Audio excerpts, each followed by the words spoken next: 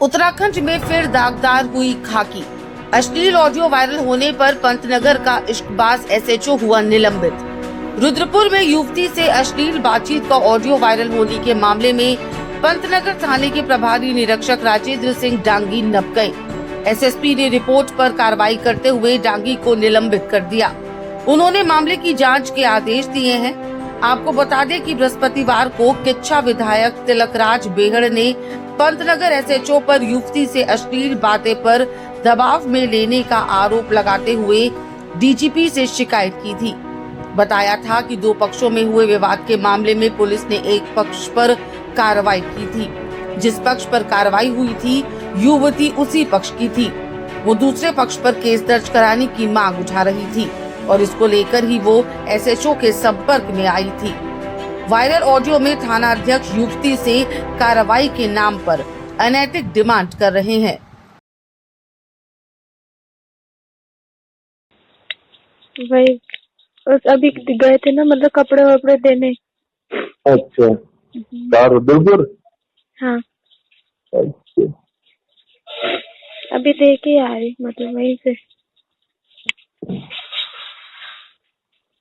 तो आप बता कहाँ मिलोगे थे? ये टाइम मत। हाँ, मतलब वही तो मैं पूछ रही हूँ आपसे। तुम बताओ कहाँ मिलोगे?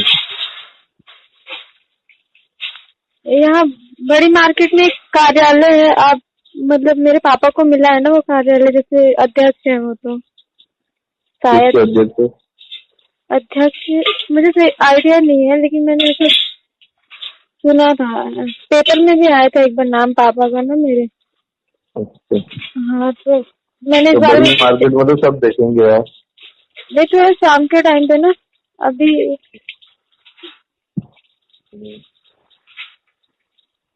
तो आप बता दीजिए कि मतलब कहाँ मिल सकते हैं, या फिर ये नगला बाईपास जो है।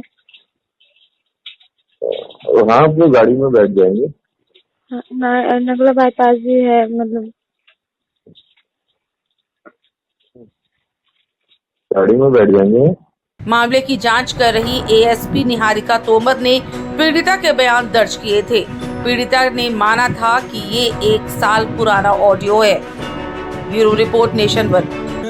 अधूरा ऑडियो है या पूरा है, तो जांच होनी चाहिए। कोई दिक्कत तो है नहीं जांच की, क्योंकि जो उस पीड़िता ने जिसके साथ ये सब कुछ बोला गया है, आपत्तिजनक शब्दों का प्रयोग किया गया, अश्लील बातें की गई, जो उसने हमको उपलब्ध कराया वो हमने आप लोगों को भी दे दिया, वही हमने डीजीपी को दिया।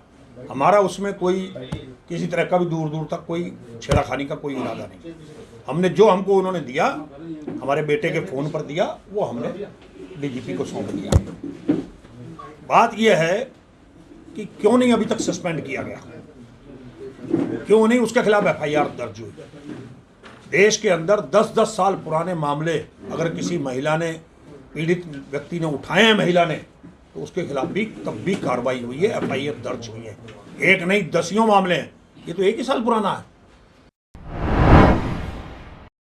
हाल ही में हमें पीएचक्यू द्वारा हमें एक पत्र प्राप्त हुआ है, जिसमें फॉर्मल शिकायत प्राप्त हुआ है।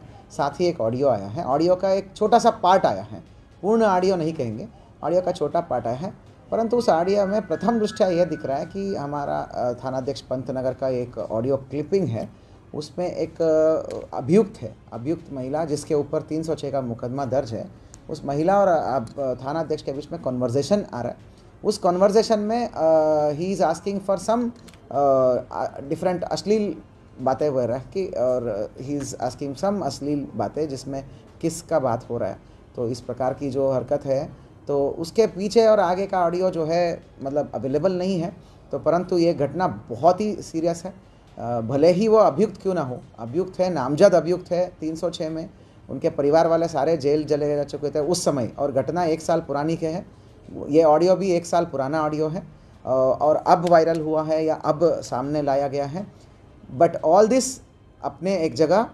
दूसरा, मेरे हिसाब से एक दूसरा पॉइंट मेन ये है कि एक जिम्मेदार पद पे रह के, थानाध्यक्ष जैसे पद पे रह के, चाहे किसी भी आदमी हो, चाहे वादी हो, प्रतिवादी हो, फरियादी हो, अभियुक्त ही क्यों ना हो, उनके साथ बात करने के दौरान जो है अपना इस प्रकार की अलग लाइन पे चलना और इस प्रकार अश्लील बातें करना, अश्लील फेवर आस्क करना, सेक्सुअल या फिर हरासमेंट वाला एंगल में फेवर आस्क करना, दैट इज़ प्राइमा फेसा